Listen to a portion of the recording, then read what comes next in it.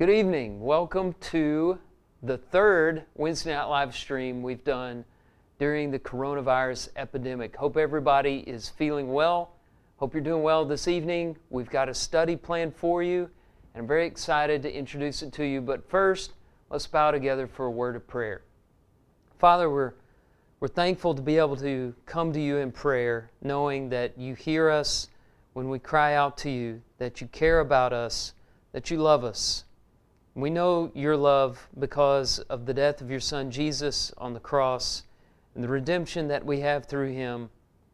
We thank you for the new covenant in His blood, and we pray that you forgive us of our sins. Father, during this crisis our country and the world is facing, we just ask that you be with the leaders and the medical professionals that are working so hard to make us well. We pray for those who are sick and their families. We pray that you watch over them. Be with our congregation and use us to reach out in love to our community and everybody around us. We also pray that you will bless our study tonight. We pray that it will uplift those who hear it and that will honor the name of your Son Jesus in what is said. In His name we pray. Amen. We finished our study of the apostles, which means I had to come up with something new to talk about on Wednesday nights. And we're not in a series. We're hoping not to be in this situation for a long, long time. So I'm choosing just a standalone class to talk about. And it came from our Bible reading. A lot of you are reading through the Bible. We're reading the Old Testament and the New Testament right now together. And we're in the middle of the book of Judges, almost to the end. And I was reading from that and thinking it might be good to tie in tonight's lesson to what we've been reading about as a church together. We've been doing this a little on Wednesday nights during the devotional period. I'm going to extend that into a class tonight and ask this question: whatever happened to Dan? Now, I know that's a question that needs a little explanation. So, this guy right here is Dan Fogelberg. Dan Fogelberg is a folk singer. He died in 2007. We're not talking about that Dan. This is Dan Rather, TV news journalist who ruined his career by telling a lie about George W. Bush. We're not talking about that Dan either. This is Dan Marino, NFL quarterback for the Miami Dolphins for 17 seasons. Some of you would like to talk about Dan Marino tonight, but we're not talking about Dan Marino. This is old Dan Tucker. He was a mighty man, washed his face in frying pan. We're not talking about Dan Tucker either. We're talking about the tribe of Dan. And if you can see this map, the tribe of Dan originally was right here, kind of between Judah and the Mediterranean Sea. But eventually, we'll talk about how they migrated north to the very top of Israel over here north of Naphtali, Asher, and East Manasseh. That's the Dan that we're talking about. Whatever happened to Dan? And that's a good question because Dan was one of the 12 tribes. And we've been talking about the 12 apostles, and tonight we're going to talk about one of the 12 tribes. Has it ever occurred to you that the number 12 keeps popping up in the Bible over and over again? It's a very common number, very important number in numeric symbology as you find it in the Bible. And the way we come up with the number 12 is it's the symbolic number for God, which is 3, multiplied times the symbolic number for the earth, the number 4. You know, the earth has the north, south, east, and west. That's how 4 came to represent earth. 3 represents God, by the way, because of Father, Son, Holy Spirit. These two numbers multiplied together bring us to the number 12, which stands for God's people, all of God's religious people on earth. And in the Old Testament, that was represented by the 12 tribes of Israel. In the New Testament, it's represented by the 12 apostles who we've been talking about. Now, you'll see the 12 tribes pop up here and there, even in the New Testament. In fact, a key passage where the number 12 and the tribes of Israel and all of this comes together is Revelation chapter 7. That's where you hear of the 144,000, which is this symbol for the sealed who were God's people in heaven. Now, 144,000 is just a variation on the number 12, right? It's 12 times 12 times the number 10, or times the number 1,000. And so that's a number that is symbolic of all of God's people being included. And you start reading in Revelation 7 about this 144,000. John hears the number of the sealed, 144,000, sealed from every tribe of the sons of Israel, 12,000 from the tribe of Judah, 12,000 from the tribe of Reuben, 12,000 from the tribe of Gad, 12,000 from Asher, 12,000 from Naphtali, 12,000 from Manasseh, 12,000 from Simeon, Levi, Issachar, Zebulun, Joseph, and from the tribe of Benjamin. Now what's interesting there is there's an omission. You don't read about the tribe of Dan. Somebody asks why there are 12 tribes here. Well, you'll notice Joseph was included. I think it's on another slide. And usually Joseph is split into his two sons, Ephraim and Manasseh. Levi is included. Levi did not have a land allotment. And the book of Revelation is symbolic, and so there are reasons why these tribes are listed as opposed to the original tribes that had the land allotment. But I just think it's interesting that Dan has disappeared. In fact, if you look through the whole New Testament, while other tribes are mentioned and people are named as coming from this tribe or that, you don't read about the tribe of Dan at all. Dan virtually disappears from the scene when Assyria comes and conquers the northern kingdom of Israel in 722 BC.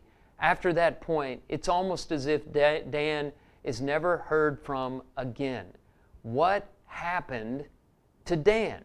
And how can we be sure that what happened to Dan doesn't happen to us? That's the question we're going to talk about tonight in our study. And we're going to begin with just some background information. Let's start at the beginning where Dan was born, the man who was the ancestor of the tribe of Dan. And his birth is described in Genesis chapter 30, verse 6. These are the children of Jacob, who was later known as Israel, and he had two wives, Leah and Rachel. And you know their story. These were sisters who had a rivalry between one another on bearing sons for Jacob. And Leah, at this point, has already had 4 sons, and Rachel is very jealous, so jealous that she gives her handmaiden Bilhah to Jacob, who bears him a son, and they call his name Dan. And the name Dan sounds like the Hebrew word for judge. And that's reflected in what Rachel says here. God has judged me and has also heard my voice and given me a son. Therefore she called his name Dan.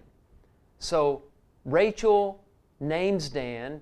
He's a child of Bilhah and Jacob and became a father of the 12 tribes. Now when Jacob was on his deathbed, you might remember that he called all of his sons to the bed where he lay, and he blessed them. And the patriarch Jacob, like a lot of the patriarchs, these blessings were a lot like prophecy. A lot of what they said came true. There was a fulfillment to it. And here's the prophecy or the blessing that he gave to Dan. Genesis chapter 49, verses 16 and 17. Dan shall judge his people as one of the tribes of Israel. Dan shall be a serpent in the way, a viper by the path that bites the horse's heels, so that his rider falls backward. Couple things to note from this passage. Number one, you see the key word judge again. And you remember Dan's name sounds like the Hebrew word for judge. What's interesting here is this can be translated a variety of ways. Most translations have it as this, where Dan is the subject and he is doing the judging. But the Hebrew will allow you to equally place Dan as the object of the judgment. So you could have it as Jacob saying to his son, the people shall judge Dan. And that actually fits a lot better with the next line where he's described as a serpent, which is never good in the Bible, if you remember the famous serpent from Genesis chapter 3, right? And so it may be that he's saying the people will judge Dan. and maybe judge him in a good way as one of the tribes of Israel, or maybe they will have some criticism for him. That's left open. Now, what about this next part where he shall be a serpent, and he shall be a viper by the path that bites the horse's heels? He's describing an attack from below, which is very interesting because Dan was never able to establish, the tribe of Dan was never able to establish itself in the original land allotment, which was near the territory of the Philistines. They were run out of there, never able to build fortified cities and fight in the conventional way of warfare. Instead, they went up north, and we'll talk about that in a moment, and won their wars by ambush and guerrilla warfare, fighting from below, fighting out of hiding, much in the same way a serpent would. So there's a very interesting connection between the blessing here from Jacob and the history of the tribe of Dan, which we'll get into in just a few moments. Now, Dan, as I said, originally received this land allotment down here between Judah and the Mediterranean Sea, just north of the Dead Sea here. You might be able to see that, maybe not. And eventually they had to move. The original allotment of the land is given in Joshua chapter 19, and in that, the book of Joshua predicts or talks about how Dan wasn't able to establish itself in the original territory. When the territory of the people of Dan was lost to them, the people of Dan went and fought against Leshem. Leshem is also known as Laish in the book of Judges. And after capturing it and striking it with the sword, they took possession of it and settled in it, calling Leshem Dan, after the name of Dan, their ancestor. Let's talk about how that happened. And that's going to bring us to Judges chapter 17 and 18. Now, these are very strange chapters in the Bible, and they're not very complimentary about God's people. But you'll remember Judges came in a unique time period before the kings and after the powerful leaders of Moses and Joshua. And I won't get into the background of the book of Judges. We'll just go right into Judges chapter 17 and talk for a few minutes about how Dan came to establish itself way up in the north, not in the original place of the land allotment. Well, it all starts with some background actually that happens in the hill country of Ephraim with a man named Micah and his mother. Micah has stolen 1,100 pieces of silver from his mother, and his mother has made a curse upon whoever the thief was, not knowing it was her son. And so Micah confesses that he stole the silver from his mother, and she reverses the curse, turns it into a blessing, and vows to buy with the silver idols for the Lord, for Jehovah, to put in Micah's shrine. So she has a silversmith put the idols together, and they place it in Micah's shrine, and they establish their own religion there. They make up a religion. They also make an ephod. They make household gods. They even get one of Micah's sons to serve as a priest. He's not a Levite. He's not a legitimate priest, but they're not worried about that. They're creating their own religion. Now, there's not a whole lot of commentary as the narrator tells this in the book of Judges, but he does say one thing in verse 6 that lets us know that the Lord frowns upon this activity, and the writer himself frowns upon it. He says this, and these are well-known words. This is really the key verse of the book of Judges. In those days, there was no king in Israel.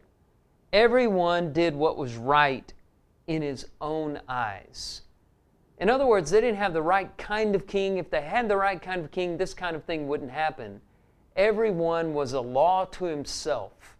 If they wanted to make up a religion, they made up a religion. That's exactly what Micah did. And so that's how it begins. Now, a Levite from the town of Bethlehem in Judah somehow makes his way to Micah and his shrine in the hill country of Ephraim.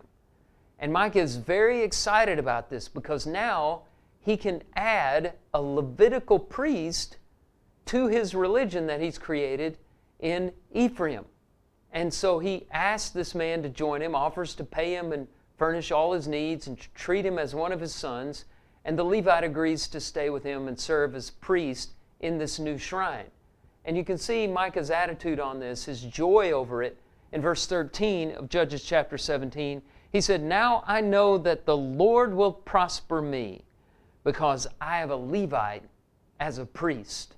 Now I'm even more legitimate. God is going to be very happy despite the idols, despite the location, despite the absence of the tabernacle and so many other things." He said, "I have a Levite as a priest, and so God is going to be happy." There's several characters here. I hope you're keeping track of them. We have Micah, we have his mother, we have this Levite now. Now we're going to introduce the tribe of Dan. They've been driven out by the Philistines of their original territory, and 5 spies from Dan have been sent to scan the land and look for a new place for the people of Dan to settle. And they come through the hill country of Ephraim, and they find this shrine of Micah. And they meet the Levite first, and they ask him to inquire of God whether they will succeed in their journey, which he says that they will. And they go north until they come to a place called Laish. They find there a group of people that they think they can conquer fairly easily. Now, if you want to look at this map one more time, this is where Laish is. You see at the very top of the map, that's where the city of Dan came to be. Just a little ways from Sidon and just south of what became Syria. And so they find this people, and they find that these people would be easy to conquer.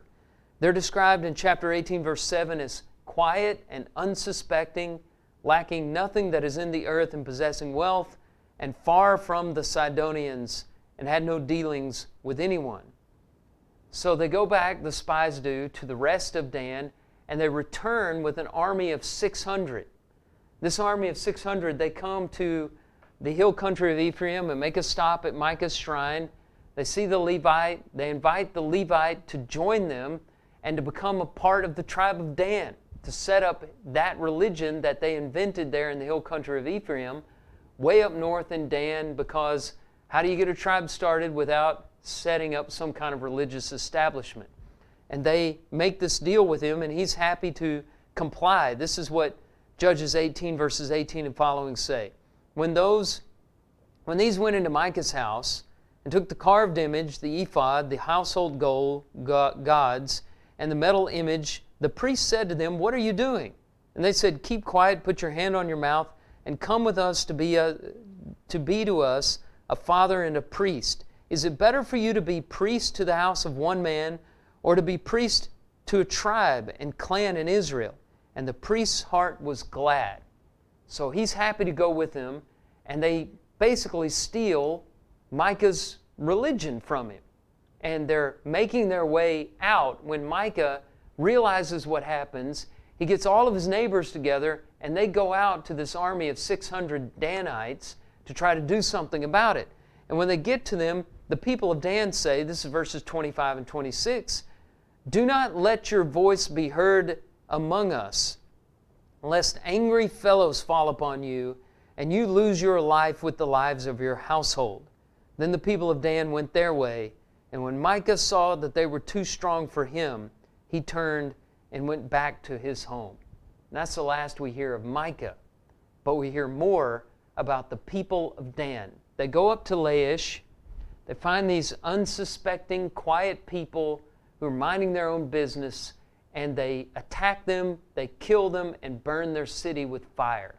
They name the city Dan, and they set up the new religion there in that place with the Levite, Micah's idols, and all the things that are detestable to the Lord.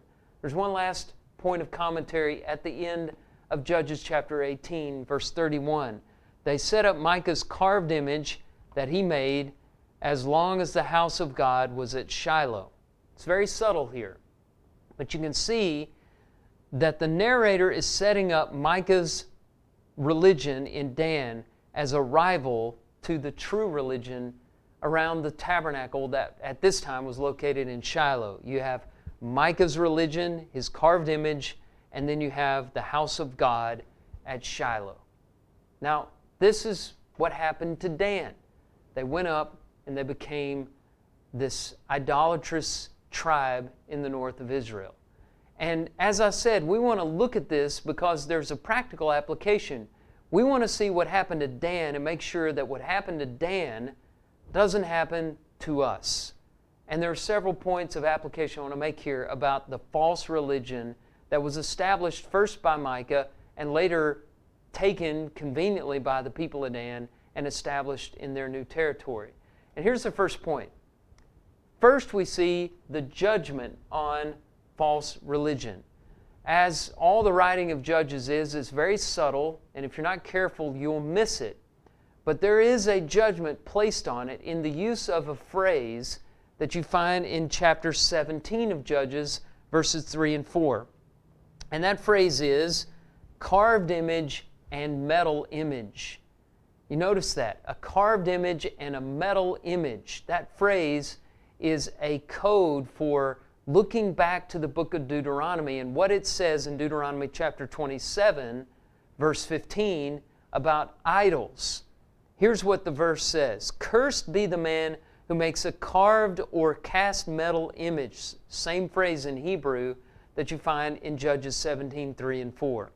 Cursed be the man who makes a carved or cast metal image, an abomination to the Lord, a thing made by the hands of a craftsman, and sets it up in secret.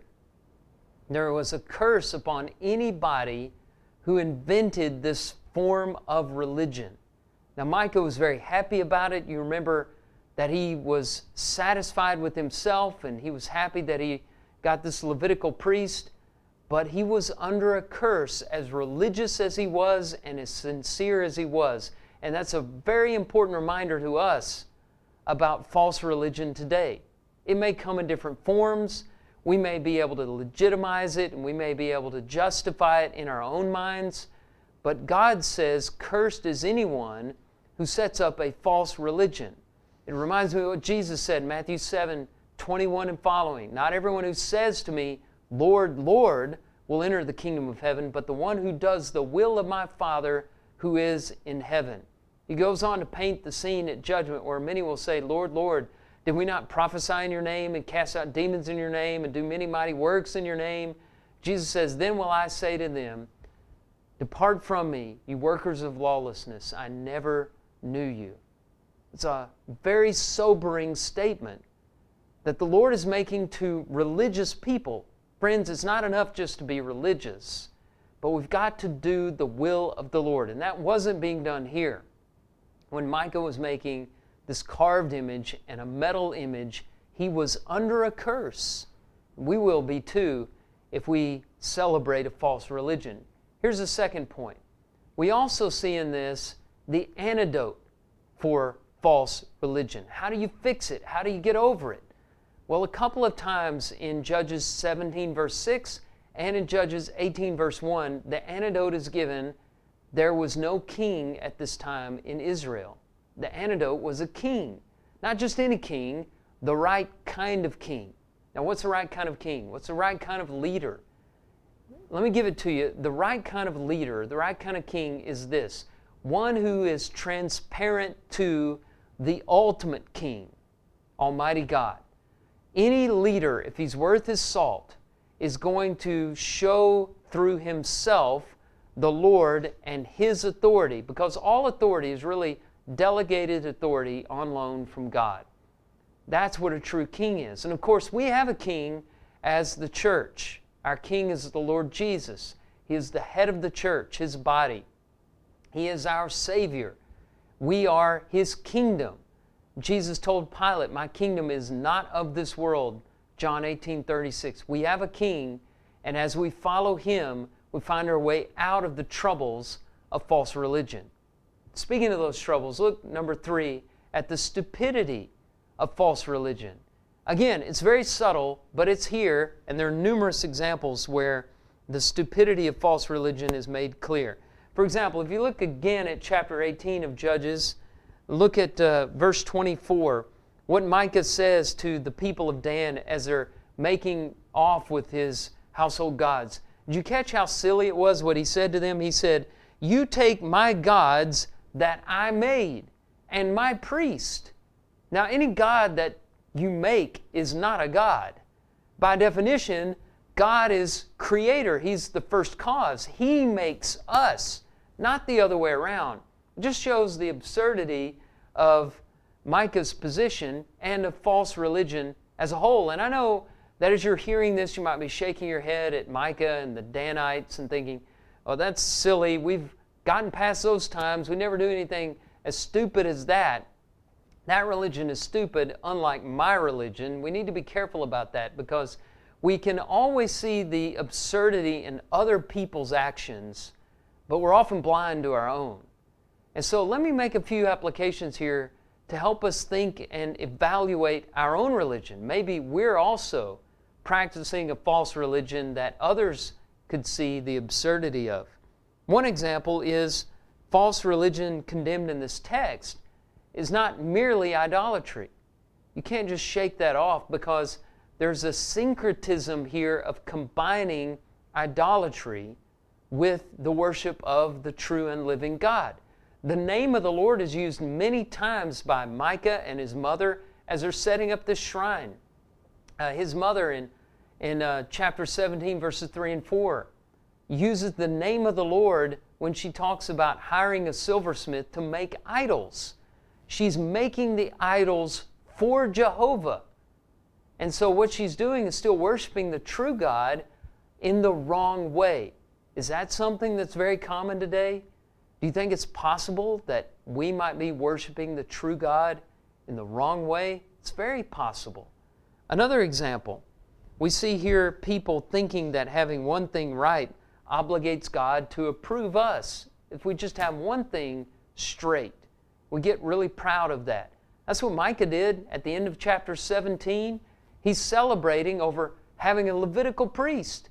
Now, despite the idols, despite the ignorance of the tabernacle in Shiloh, despite the fact that I'm not really teaching the law of Moses, despite all those other things, I have a Levitical priest. And because I have a Levitical priest, God is going to be pleased with me. I have that one thing straight. It's very easy in religion to get really happy about having one thing straight, to be really proud of one work, one ministry, one statistic, one maybe the attendance that we're having or the contribution that we have or a particular work that we're doing, to be really happy about preaching this to the exclusion of maybe some other things. We've got to bring God's full religion in. One more example, choosing convenience over authorized religion. You know, the Danites, they wanted to pick up Micah's shrine because it was portable. It was something they liked. They seemed to hit it off well with the priest, and it was very convenient for them instead of having to go down to Shiloh where the tabernacle was. They had their religion very easy to access, and the people who lived around Shiloh, they could do it their way. Convenience is something that's very alluring today in religion. We can do a lot of things. We've got a lot of technology available to us. We're accustomed to having things our way. We chase after our preferences and forget God sometimes. But it's not about convenience. It's about the authority of God and what He wants. What good is a religion if it's not centered upon God and His will and His Word? So let's not get so cocky about these stories that seem so absurd to us. We do the same things. And if we fail to evaluate ourselves, we might find ourselves in the same situation as Dan. One last thing, and that is the tragedy of false religion. Micah's false religion grew. It started in the mind of his mother, then he carried it out into fruition, and after he carried it out into fruition, the Danites took it, they stole it, they established it in Dan, in the north of the nation of Israel.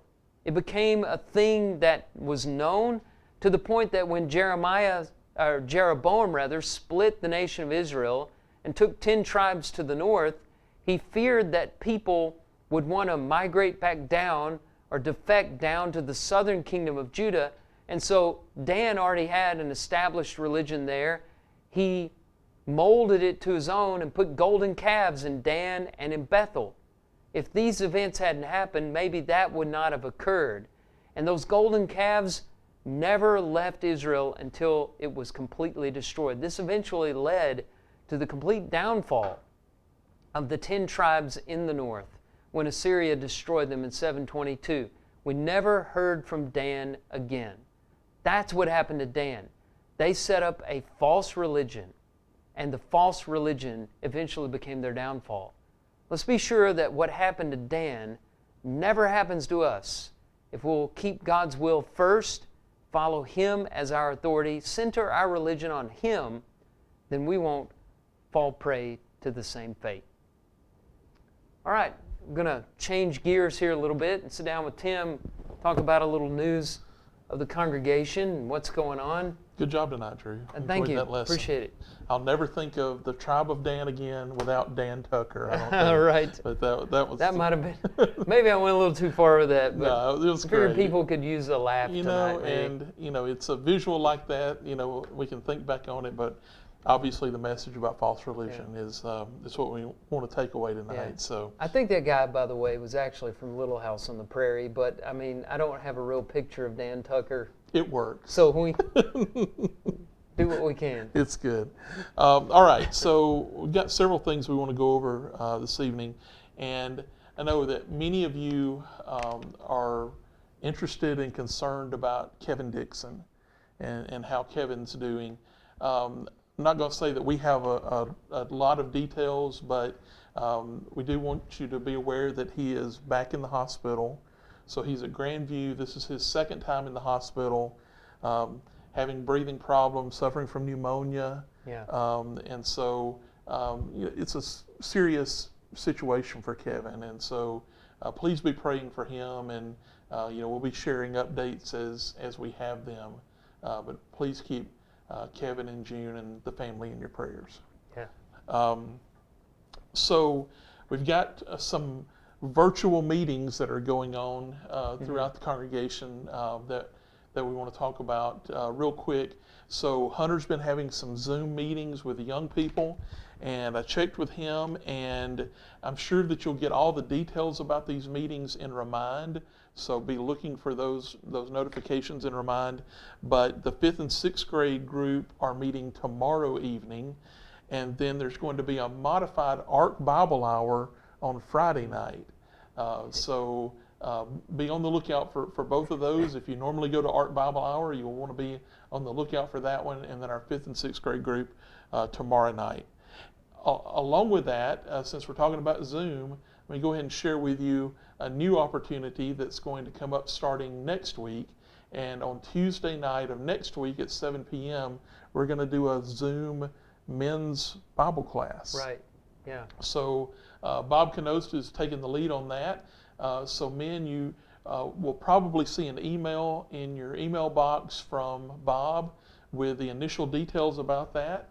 And there'll be some additional details coming out. So be on the lookout for that. And that'll be a good time for us to virtually get together and have some Bible study. Yeah, I think what you need on that from that email is just the sign-in information, log in. If you're not familiar with Zoom, and a lot of us are starting to learn that program, that's become a real popular platform.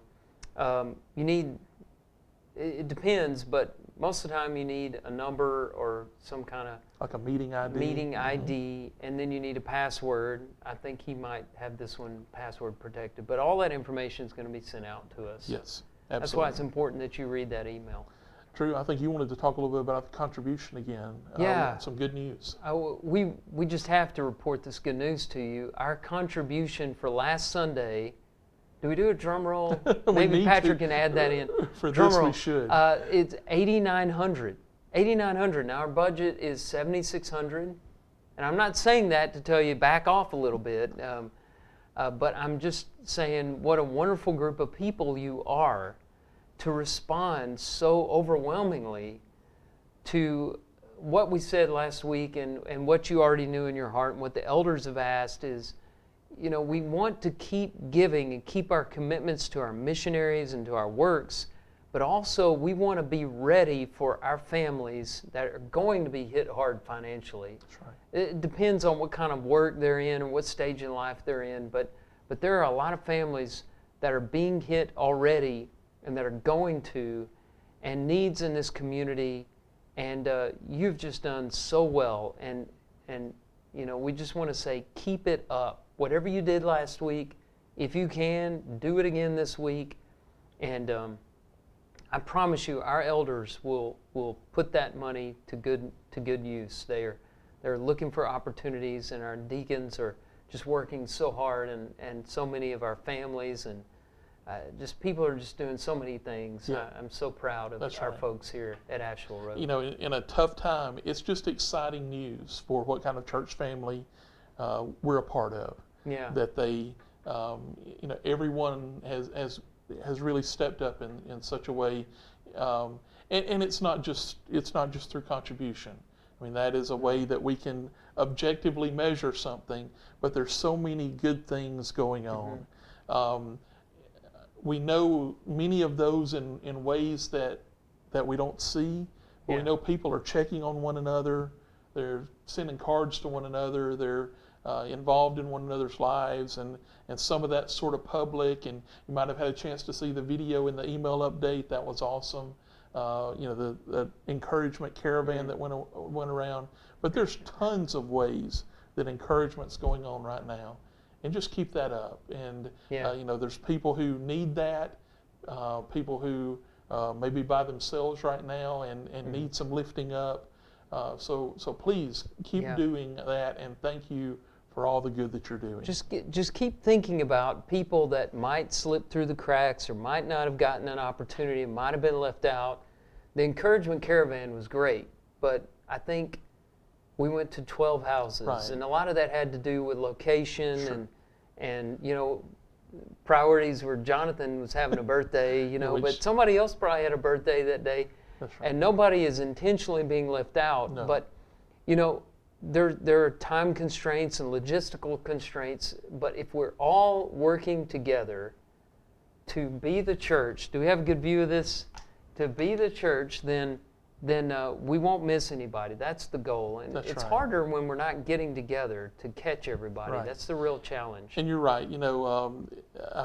We jumped in the caravan because we were being encouraged by it and had an opportunity to drive around a little bit. But I was glad that Patrick did the video that he did because, it wasn't about, any particular houses that we went to or ones that we missed.